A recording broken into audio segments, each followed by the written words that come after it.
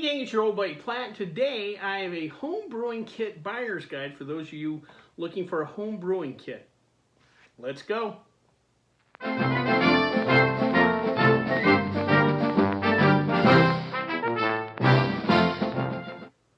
So with the holidays coming up, gift giving time of year, I know people are going to be out and about looking for home brewing kits. So I thought I'd do this home brewing kit buyer's guide to help you figure out what you need for a kit.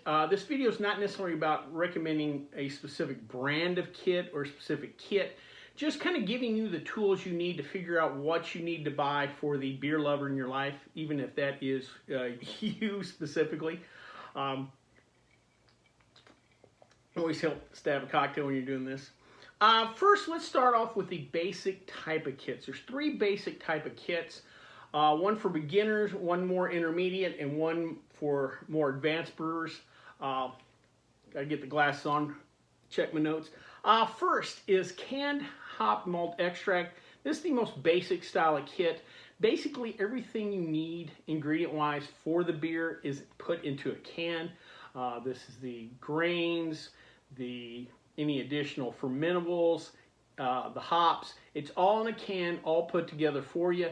Usually underneath the lid of that can is the yeast, the exact amount of yeast and style that you need for the beer.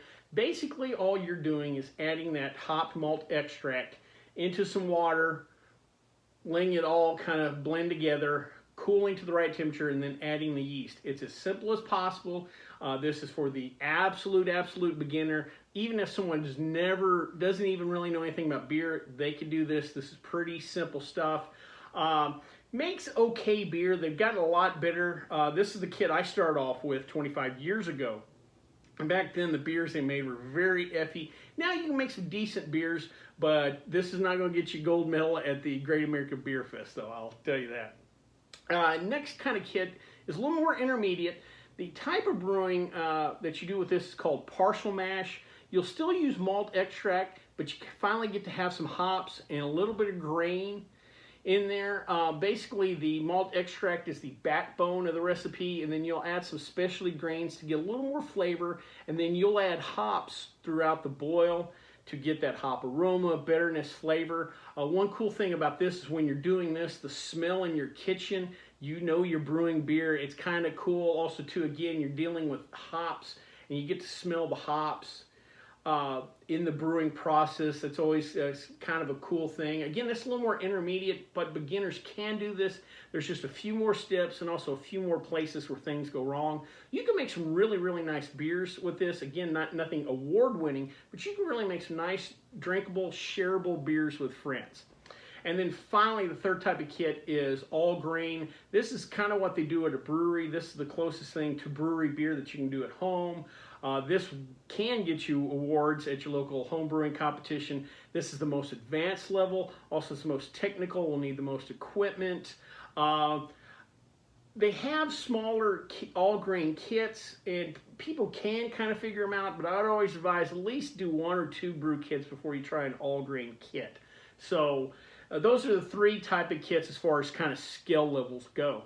Next is probably as an important question as the skill level is the size. You know, people live in different places. Are you in a small apartment? You're in a big house. You're going to be doing this out in the garage. How much room do you have? Well, there's 3 main sizes home brewing kits. First is the 1 gallon kit. This came in a 1 gallon kit I bought a while back. This is our 1 gallon fermenter, slightly more than a gallon because you'll have some extra room. This produced roughly 10 to 12 beers, so roughly a 12 pack of beer is what you'll produce. Fits easily on a countertop, on a table, in a fridge. You know, depending on what you make, you might spend some time in the fridge. This is just nice and easy, and more importantly, if you screw up something, that's all right. It's just a gallon. Either you could drink it yourself eventually, or you and your roommate, whatever. No harm, no foul. Also, too, God forbid something goes wrong. You know, a gallon miss is better than a 10-gallon miss. You know, so that's 1 gallon. The next size up is 2/2.5 gallons. Only a few kits are this size. Mr. Beer and Brew Demon are, but it's kind of a nice size. Also, too, these are two of the simpler kits because they use the canned hop malt extract. So you might see these. They're generally made for brewing 2 gallons of beer, but you can put 2.5. What's cool about these fermenters, if you get them or a couple of them, is that when you get to brewing bigger, you can do split batches. And, you know, again, kind of give you a little more working room. You get roughly a case of beer out of these. Again, this fits, you know, should fit on most countertops or whatever. Probably a little big for the fridge. Maybe not, might not fit underneath the counter. But again, it's small enough that if you have to pick this up even full, you can move it around, and you know, it still shouldn't take up too much space. Finally, we get to the big boy, 5 gallon. This is a 5 gallon. This is actually a bottling bucket, but you can see on the side we have the little marks, and this is 5 gallons. So this bucket's closer to probably 7 gallons, but you need the head space for when the fermentation foams up. This is roughly 2 cases of beer. Again, when I was talking about the 1 gallon deal, it's a lot nicer to make a 1 gallon mistake instead of a 5 gallon mistake, especially if you brew quite a bit like I do in spurts. You get 3 or 4 of these going, you've got 15, 20 gallons of beer. That's just a lot of beer. So if you don't have thirsty friends, if you don't have a lot of space, this might be a lot to handle. Just something to think about there, just the size. Again, most of the kits, you know, the styles, the all grain, the partial mash, the canned hopped extract, generally will fall into 1, 2. You can find all grains at 1 gallon. You can find cans of hop malt extract at 5 gallons. So, you know, again, those are probably two big questions you need to answer. You know, what style of kit and how big. Next is kit variations. The only way I can figure out how to put it, if you get to looking on, like, let's say Amazon, Costco, Walmart, the big chain stores, and you're looking for a home brewing kit, you might see one at like $19.99 or $25 or $28, and you're like, wow, that's cheap. Most likely what that is a refill for a kit. It's just the ingredients for a recipe to produce, let's say, a porter or a bock or something like that. They usually throw in sanitizer for it. Sometimes they may throw in bottle caps, but that's it. There's nothing else to it than that. So if the person doesn't have any equipment, they're kind of screwed on that. So just keep an eye on that. Next is kind of the basic kit. Generally, it's ingredients to make your first batch, and then they'll throw in, let's say, a fermenter like this.